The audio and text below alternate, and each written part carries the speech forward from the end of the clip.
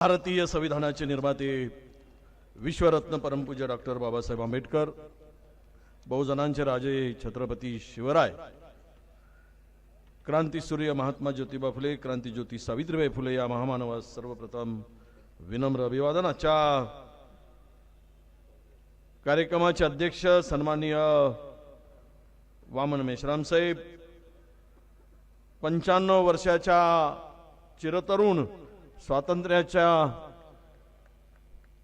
स्वातंत्र्यामध्ये ज्यांनी स्वतः उडी घेऊन स्वातंत्र्यासाठी खंबीरपणे उभे असलेल्या आमच्या आदरणीय चितळेताई, स्वातंत्र्य संग्राम सेनानी, या मंचावर उपस्थित असलेले ॲडव्होकेट राजेंद्र पालजी, आमदार आणि पूर्व मंत्री माननीय सुनील केदारजी, माजी मंत्री ॲडव्होकेट भानुप्रसाद सिंगजी, माजी सन्माननीय माजी आमदार प्रकाश भाऊ गजबीजी, ॲडव्होकेट फिरदौस मिर्जाजी, सन्माननीय अमन कांबळेजी, संचालक आवाज इंडिया उत्तम शेवळेजी, प्रीतम बलकुंडेजी, गुणवंत देवपारेजी, ॲडव्होकेट स्मिता कांबळेजी, डॉक्टर दिलीप कांबळेजी, अवंतिका लेकुरवाळीजी आणि रश्मिताई बर्वेजी, माजी जिला परिषद अध्यक्ष, और या मंच पर विराजमान सभी महानुभाव, मान्यवर और ईवीएम के खिलाफ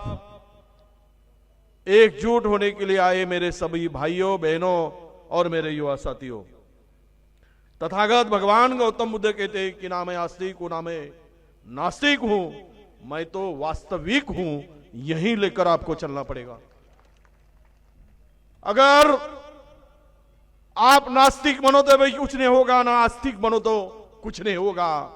आपको वास्तविक बनकर इस लड़ाई को आगे ले जाना पड़ेगा, तभी ये हिंदुस्तान आजाद रहेगा, आजाद हिंदुस्तान आजाद रहेगा, आजाद भारत आजाद रहेगा। क्योंकि ये इंडिया, भारत, हम सब ये भारत के रहवासी, अरे इस देश को जिन्होंने आजादी दिलाई, जिन्होंने अपना खून बहाया, इसलिए आप सभी सामने बैठे मेरे राष्ट्रभक्त देशभक्त आप हो। आप देशभक्त राष्ट्रभक्त हो, क्योंकि इस देश को आजाद करने के लिए आपका कुछ ना कुछ हिस्सा होगा। पर जो दिल्ली में बैठे, जो आज गद्दी पर बैठे, जब देश आजाद हो रहा था तो अंग्रेजों के तलवे चाटने का काम वो लोग तभी कर रहे थे, और देशभक्ति की भाषा आज हमें बताते हैं, देशभक्त कहते हैं। तो भाइयों, सच तो एडवोकेट साहब का भाषण आपको एक शक्ति और ताकत दिखाने वाले। मैं इस राज्य का लीडर अपोजिशन करके मैं आपको ऐसे थोड़ी आता, वकील साहब मैं आया हूं, ये सब कुछ दिख रहा है, इसीलिए तो मैं यहां आया हूं। जो दिख रहा है वो आया हूं दिखाने के लिए, बोलने के लिए आया हूं। हमें तो बहुत सारे एग्जाम्पल इसके तौर पर देना पड़ेगा। वामन मेश्राम साहब का भाषण, ये तो लड़ाई बहुत दिन से लड़ाई लड़ रहे हैं, इन्होंने काफी दिन से ही लड़ाई को आगे बढ़ाया है। हमने क्या किया यह सुनने के लिए नहीं आया हूं मैं। हमने क्या किया सब जानते हैं। कुछ गलती हमारी होगी, पर हमने कुछ नहीं किया यह मत बोलिए। यह गलत है कि इसमें बुलाकर आपने अगर ऐसी भाषा करोगे तो यह ठीक नहीं होगा, अच्छा नहीं है। सब मिलकर इस लड़ाई को आगे बढ़ाने के लिए तैयार होने की बात करनी चाहिए। हम तैयार होने की बात करनी चाहिए। मैं कुछ एग्जाम्पल के तौर पर बताऊंगा। जब हम सब बात करते हैं, हमारी स्थिति तो आज 40 के आसपास है, ये तो वास्तविकता है, कोई छुपाकर बात नहीं है। जहां जाओ परसेप्शन ऐसा तैयार किया जाता है, बहुत स्टेट में लड़ाई बहुत एकदम जोर से फाइट होगी। मुझे समझ में नहीं आ रहा है, 27 साल मध्य प्रदेश में भारतीय जनता पार्टी की सरकार है। ऐसा लग रहा था, हर कोई ये कह रहा था इसमें अब ये भाजपा हार जाएगी, पर रिजल्ट आया तो 163 पा लिया। मैंने बोला हुआ कैसे? बहुत सारे डॉक्टरों ने, इंजीनियरों ने बोला, डॉक्टर विशेष रूप से नागपुर में मध्य प्रदेश से लोग आते हैं और यहां पे इलाज के लिए आते हैं, तो पूछा जाता है कुछ लोग कि क्या चल रहा है, क्या माहौल है? सबने बोला वहां पे कांग्रेस का माहौल है और जीत गया भाजपा। सब कह रहे थे, अरे कल परसों की जब ये नाना पटोले जी ने रिजाइन किया था 2019 में, चुनाव के पहले वहां की सीट हमने मधुकर कुकड़े जी ने 57,000 वोट से जीती थी, राष्ट्रवादी का चिन्ह था, 57,000 वोट से। 6 महीने में इलेक्शन हुआ, भाजपा का कैंडिडेट 2,67,000 वोटों से जीत गया। मैंने बोला 6 महीने के अंदर में इतना कैसा परिवर्तन हो सकता है? बाई इलेक्शन में चुनाव हारते हैं और मेन चुनाव में वो जीत जाते हैं, तो इसमें तो कुछ गड़बड़ी दृष्टित है, ये समझ में आ रहा है। पर हम लोग ईवीएम बंद करो यहां तक सीमित रहोगे तो हिंदू मुस्लिम करके वो अपनी लड़ाई जीत जाएंगे, क्योंकि राम के नाम पर उनके साथ नथुराम है, तो वो सब आपको ध्यान में रखना पड़ेगा।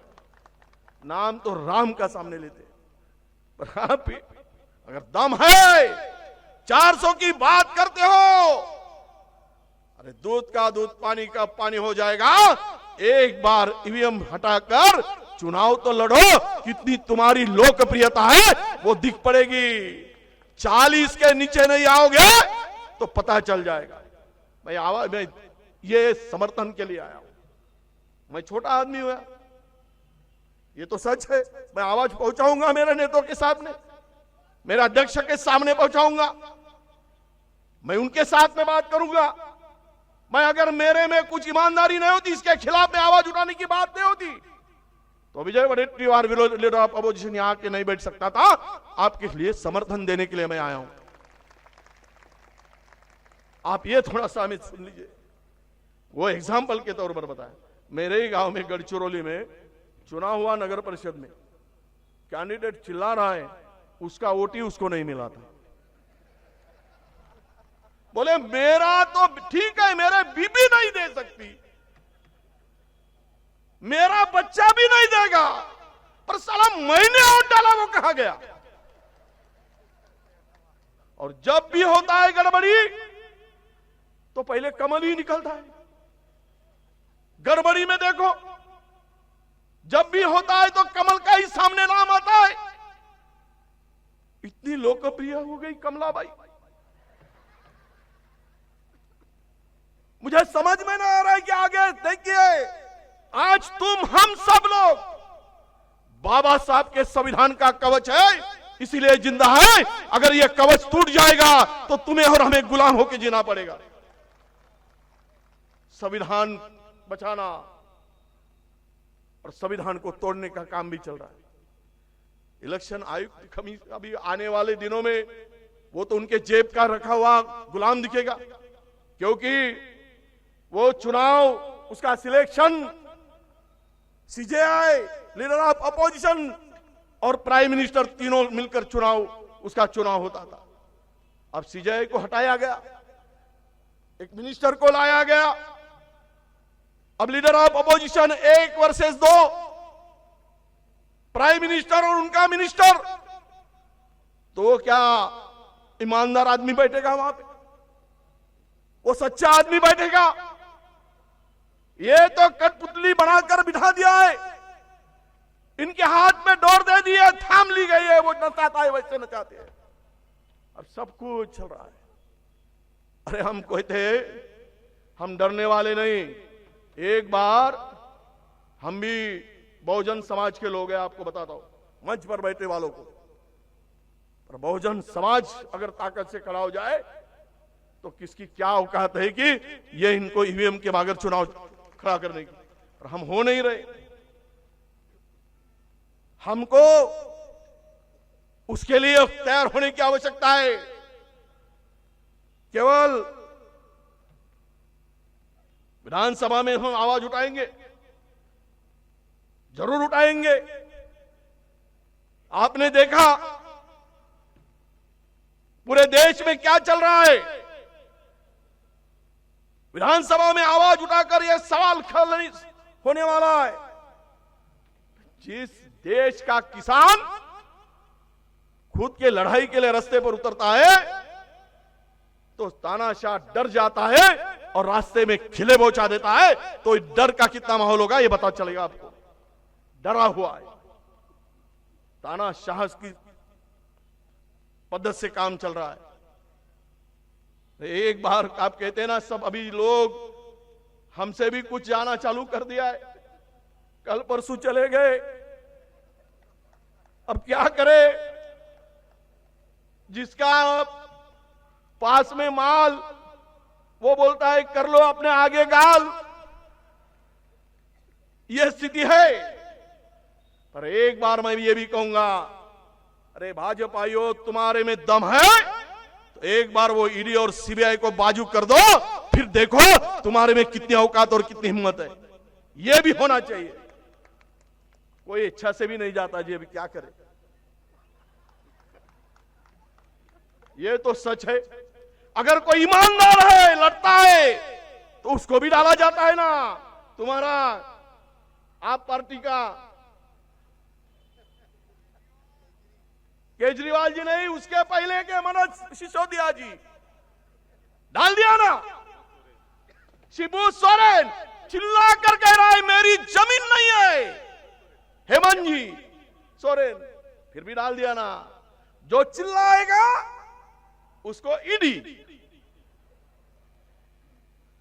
अब जब तक ये ईडी को बीड़ी करके नहीं फूकेंगे तब तक नहीं, ये अंदर डालते रहेंगे। ये चल रहा है। हम तो डरे नहीं है, इसलिए ताकत के साथ में कहते हैं। डर निकाल दिया है हमने। केजरीवाल जी, सिसोदिया जी, वो बेचारा संजय सिंह जी, आपका हमारा संजय राउत, देशमुख 14 महीने रहे, वो हमारा संजय राउत रहा, रहेंगे। ठीक है, बाहर के लोगों से कम संपर्क होगा, अंदर के लोगों से तो 2000 लोगों का ब्रेन वॉश करने का काम कर देंगे हम कि भाई रे गलत हुआ है तुम्हारे साथ, बाहर निकलो, तो हमारे साथ में लड़ाई के लिए बाहर आओ। हम करेंगे, मैं बहुत ज्यादा समय नहीं लूंगा। पर इस तानाशाह को अगर 2024 में तुम हम मिलकर इस देश के जिस तरह से सरकार इस देश को चला रही है, ये बीजेपी को नहीं हटाओगे, ना तुम बचेंगे ना हम बचेंगे। कल के हम गुलाम, इस देश के गुलाम करके हमको सबको कहलाएंगे। इसलिए गुलामी से मुक्ति पाना है तो बाबा साहब अंबेडकर के संविधान की कसम खाकर सबको एक साथ मिलकर इस लड़ाई को आगे बढ़ाना पड़ेगा। हम आपके साथ रहेंगे, हम आपके साथ रहेंगे। भाइयों, चल रहा है उसका दौर। मैं समाप्ति की ओर हूं। बहुत सारे, मैंने भी कुछ मुद्दों को कापी लेकर आया था, वकील साहब का भाषण सुना, उन्होंने सारे मुद्दों को बहुत जोर शोर से रखा। आपका तालिया का गड़गड़ाहट जो है, तालिया और आपका जोश जो दिख रहा है 24 को, ये जोश नरेंद्र मोदी सरकार को ढेर किए बगैर नहीं रहेगा। ये आपके में हिम्मत दिखती है। और लड़ाई अभी आप ही लड़ सकते हैं, बाबा साहब के बच्चे ही लड़ सकते हैं, मेरे बाप, और वो संविधान वाले ही लड़ सकते हैं।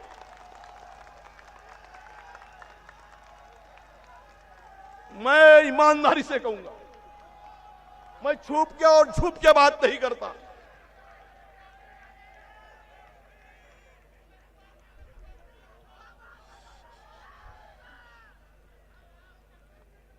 अरे ये कुछ देर की खामोशी है, फिर शोर आएगा। ये कुछ देर की खामोशी है, फिर शोर आएगा। तुम्हारा वक्त आया है हमारा दौर भी आएगा, हमारा दौर भी आएगा, ये बताते हुए मेरे शब्दों को विराम देता हूं। धन्यवाद। जय हिंद, जय महाराष्ट्र, ईवीएम जय सेवा, सलाम वालेकुम, राम राम। एबीपी माझा, उघडा डोळे बघा नीट।